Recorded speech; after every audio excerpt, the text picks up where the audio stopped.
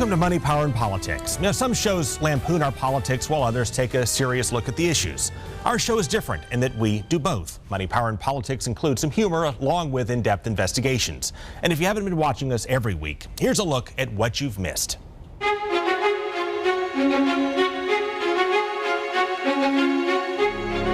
America is coming back. Let's make this a time of harvest. This progress is not an accident. Let's stand tall and prove the skeptics wrong. And the key is for us all to work together. Democrats and Republicans. To make sure we keep it going. My fellow Americans, no other country in the world does what we do. We stumble.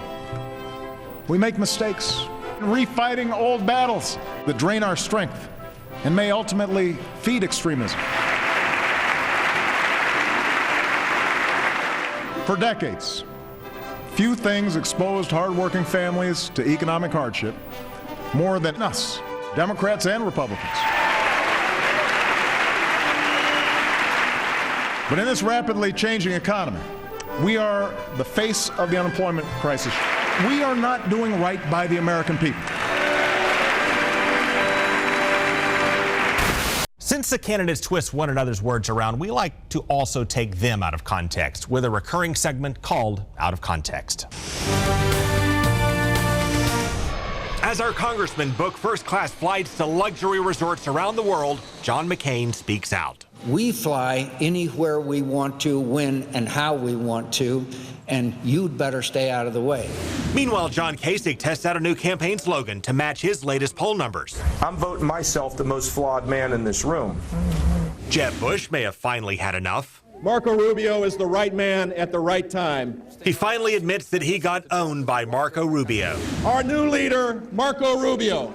And Senator Bill Nelson finally recalls his days in the service. When I was in the military, certainly all the intercourse that I had as a military officer was the best. But we balance those segments again by giving serious issues and challenges the time that they deserve, like the shows we've committed to the war on terror.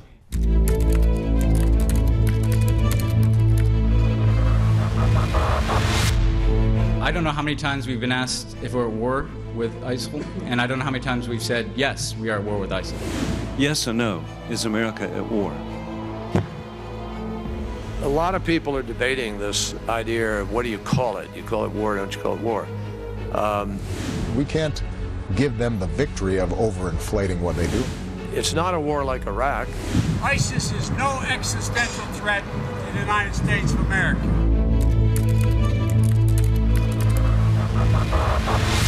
No, nobody expected that. That's absolutely correct. You know, the Cold War's been over for 20 years. I first learned about it from the same news reports that I think most people learned about this. We were not aware of any activity. Since I'm in charge, obviously we screwed it up. When ISIS invaded Iraq, our government was blindsided. The president said ISIS was contained the morning before the massacre in Paris. Tonight, we'll dig into why, the challenges we face from enemies and allies, and where we go from here. We'll start with confusion and maddening contradictions before the war on ISIS took off. Our objective is clear. I don't want to put the cart before the horse. The strategy that we've laid out, we don't have a strategy yet. In Syria, the strategy had been to take out not ISIS, but a ruthless dictator, Bashar al-Assad, who gassed his own people. That's a red line for us. I didn't set a red line. To recap, Obama set a red line that he said he didn't set, then sought permission from Congress that he said he didn't need because he said we have to act right now or sometime later. If we don't confront this now, our capacity to execute this mission is not time sensitive. To diminish but not topple a mass murdering dictator who posed a pressing though non-pressing threat. It also presents a serious danger to our national security. The notion that Mr. Assad could significantly threaten the United States is just not the case. With a tiny little attack from a military that does not deliver pinpricks. Limited in duration and scope. Unbelievably small. This will be more than just what some people have talked about. A militarily significant strike Then he waited and launched the attack in reverse, switching the target from the mass-murdering dictator trying to wipe out the terrorists to the mass-murdering terrorists who are trying to wipe out the dictator after watching the terrorist invasion on the news. No, nobody expected that. That's absolutely correct. So while we continue to strike ISIS, Vladimir Putin sensed an opportunity to step in and lead, protecting his mass-murdering friend in Syria while maybe shifting the balance of power in his favor along the way. Under the guise of fighting ISIS, U.S. officials say he's really just striking moderate rebels who are trying to take out ISIS and Assad. Putin knows he could potentially unite Syria, Iran, and Iraq under his wing and maybe destabilize or diminish the Saudis, ultimately giving Russia more power in the global flow of oil. If only somebody could have warned us about the geopolitical threat of Russia. A few months ago, when you were asked what's the biggest geopolitical threat facing America, you said Russia. The 1980s are now calling to ask for their foreign policy back. So now we're playing what Sean Connery in Hunt for Red October once called a dangerous game with Russia. And Putin is working the chessboard while critics say we're getting played. Once more, play our dangerous game. And as we've looked into what went wrong and where we go from here, we've brought in key decision makers like White House Chief of Staff Dennis McDonough to discuss the war and the refugee crisis in Syria. FBI Director James Comey said that he cannot offer anybody an absolute assurance that there is no risk associated with accepting refugees from Syria. Is the FBI director right or wrong about that? The FBI director has said that he stands by the system that we've put in place because it is robust. We require refugees to sit down to be interviewed by experts from the United States government. Those experts are expert in document deception, in interview deception. This is a very comprehensive system that relies on databases, 7 of them, as well as on individual interviews. We feel good about the program that we have in place, but we are constantly assessing it, constantly making sure that it's kept up to speed, and we're obviously going to work very closely with every one of our members in the government to ensure that it keeps the American people safe. Then why not ask the heads of the FBI and Homeland Security and the Director of National Intelligence to certify that the refugees we accept are not threats to national or Homeland Security? Well, in fact, they do, in fact, certify that the program itself lives up to exactly that. The question really in the House bill comes down to one that makes it unworkable because these heads of these agencies have a whole host of threats that we have to guard against. So we'll continue to work with Congress on this. We think that the House bill would have taken important resources off of other threats. We think that's a mistake. We have to see the full range of threats that this country is up against. That's why the system that we have in place, which we've double-checked, is a good one. When did you first learn that intelligence analysts at CENTCOM claimed that their reports were being whitewashed and doctored, and how did you respond? What I know is what the president has told me, Craig, which is what he demands in intelligence is the truth. That's what he expects from the intelligence agencies, and that's what we'll continue to demand from our intelligence agencies. The overwhelming majority of that work from these experts and from these selfless patriots in the intelligence community is exactly that, telling hard truths to power, telling hard truths to the president. That's the way he wants it. If this instance is one where it was not the case, then we'll get to the bottom of that, and I think that's the process we're under. But I want to be extraordinarily clear. What the president expects from the intelligence community is the truth, even if those are hard truths, because he's got a hard job working on behalf of Floridians, people in Tampa Bay, but across the country to make sure that we keep this country safe. That's what he'll demand. Mr. McDonough, thank you for your time. Thanks, Greg. Coming up, we'll dig into continuing complaints at the Department of Veterans Affairs in our investigation of forgotten heroes.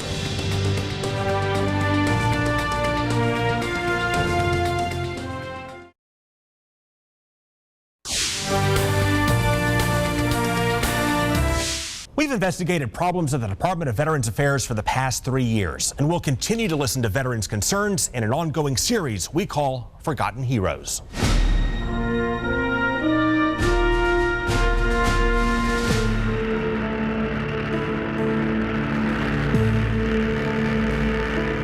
When soldiers doused the jungles of Vietnam with Agent Orange, our government told them it was safe. Then as their health broke down, they learned it was toxic.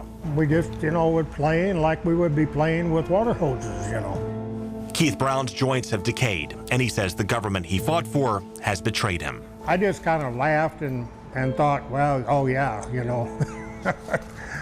Same old, same old.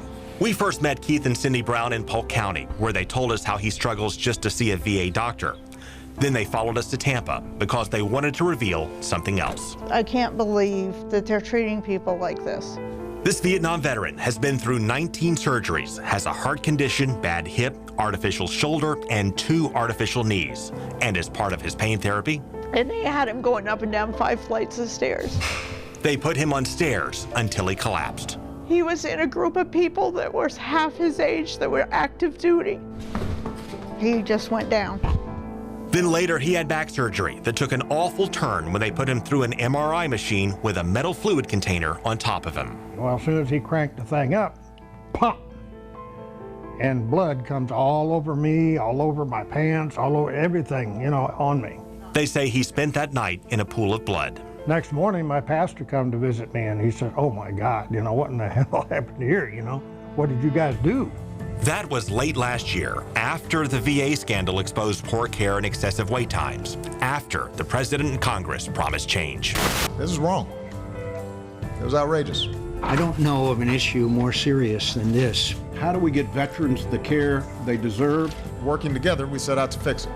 After they set out to fix it, the U.S. Office of Special Counsel slammed the VA for not punishing misconduct that poses a serious threat to the health and safety of veterans.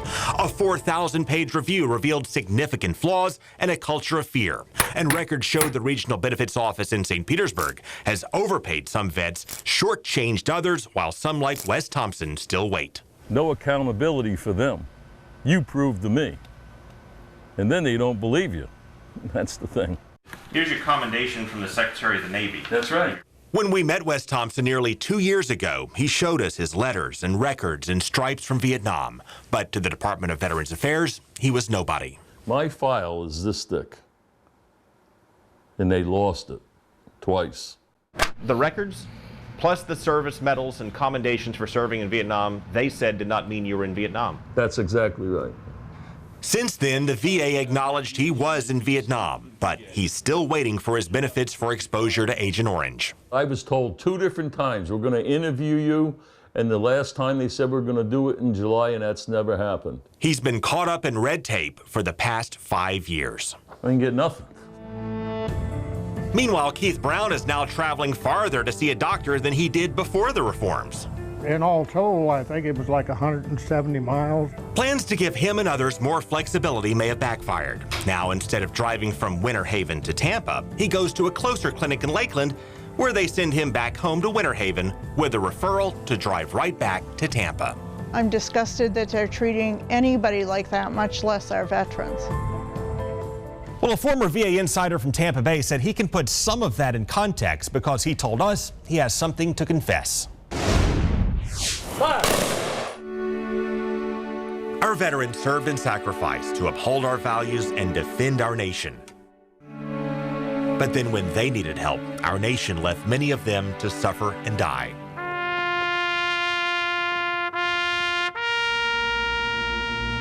Why do they do this? Records show 307,000 veterans may have died waiting for access to VA health care. They just let you down. And by waiting for access, we mean they could not even get enrolled in the system. Total betrayal from our government.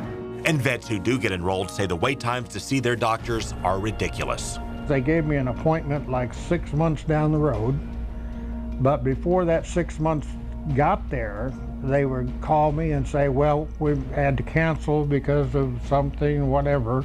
And when you listen to veterans like Keith Brown describe the runaround, about a year before you get the actual appointment. And then you compare it to what the head of the VA has claimed. Our average wait times are 4 days for primary care, 5 days for specialty care, 3 days for mental health care. Something does not add up. Oh no, don't ever do that. Well, Nick McSwain says he knows what they're doing because he used to do it. I used to do the same job that the people that are answering those phones are doing. They were basically directing us to pretty much go exactly opposite of what the regulations state. McSwain says he quit his job as a VA scheduler in the Tampa Bay area earlier this year to clear his conscience. It's possible that I could be responsible for one of those people's deaths and not even know it. McSwain said he was trained to log when veterans want to be seen, but when those desired dates did not match up with what was available, he said his managers told him to stop. When it's more than 14 days difference, it pops an alert on those supervisors. And what the supervisors were doing, not all of them, what they were doing, they would come, hey, why'd you put that as the desired date? Well, that's what the patient wanted, that's how we were trained. Oh, well, no, don't do it like that.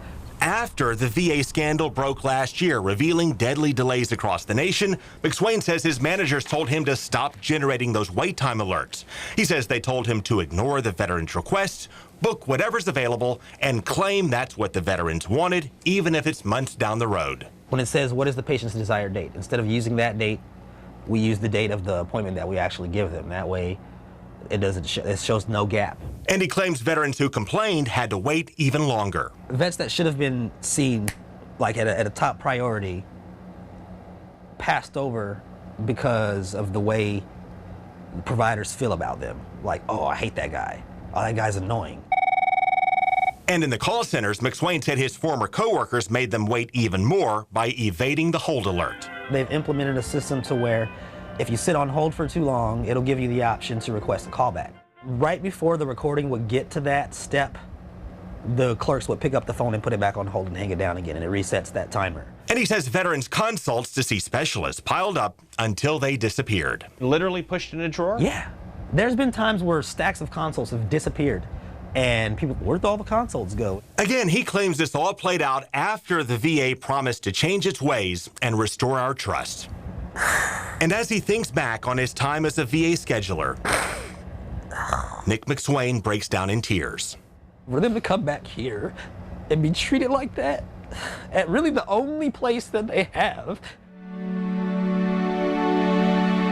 Because he cannot stop thinking about the ailing vets who trusted them. Oh my God, how could you do that?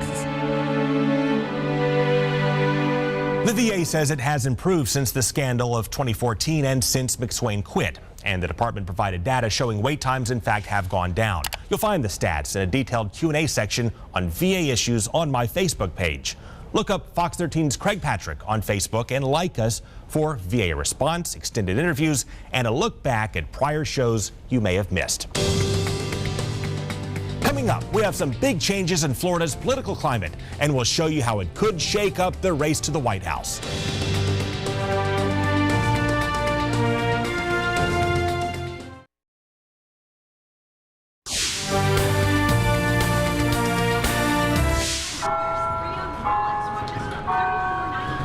Florida has a reputation as a retirement state, and comics have satirized our electorate, as we see in this clip from The Onion.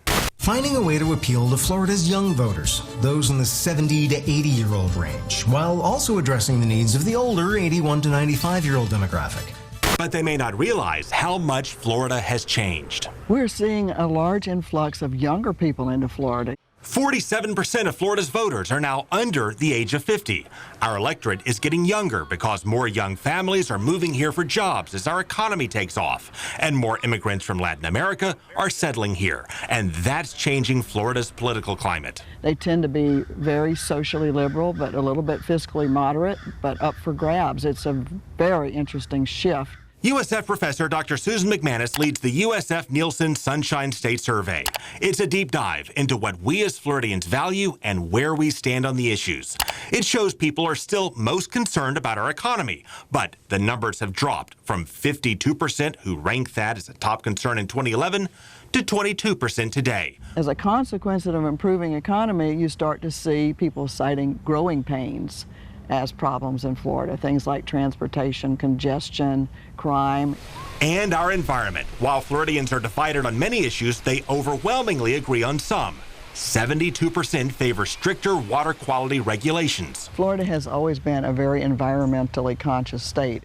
That's partly because 2/3 were not born in Florida. Something compelled them to move here. Why did they move to Florida? A huge part of that is our environment. McManus says that's one of 3 big issues that may drive voting behavior. The environment, education, and the economy as being the dominant issues, not only in Florida for the fall, but across the country. But the survey also shows most Floridians pay attention to current events. So future events can shift public opinion, shake up the political races, and make the candidates turn on a dime. Coming up, we'll show you how you can be part of our show. And Jeb Bush and some members of Congress try their hands at comedy when we come back.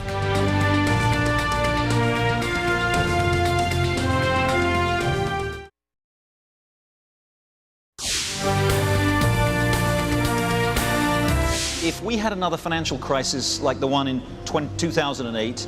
We shouldn't have another financial crisis. Surely you can't be serious. You can't seriously guarantee that there won't be another financial crisis, can you? I am serious. If you could, if you were serious about... Ever? And don't call me Shirley. There'll never be another financial crisis? No, I can't say that. Yeah, that was Jeb Bush with an inadvertent homage to Airplane in one of the fun clips that we like to put together each week. And he's not the only one who does inadvertent comedy. Check out this performance from Congress. No one can even find the bill or even knows where it's at. The official copy will be at the desk. The official copy is always at the desk. Then where is it? At the desk. Is it now at the desk? Well, you can watch more fun clips on our Facebook page. You'll also see serious investigations and prior shows you may have missed. Please search for Fox 13's Craig Patrick on Facebook, like our page, and follow along. And thank you for watching Money, Power, and Politics. We'll be back Sunday night at 11:30. Take care.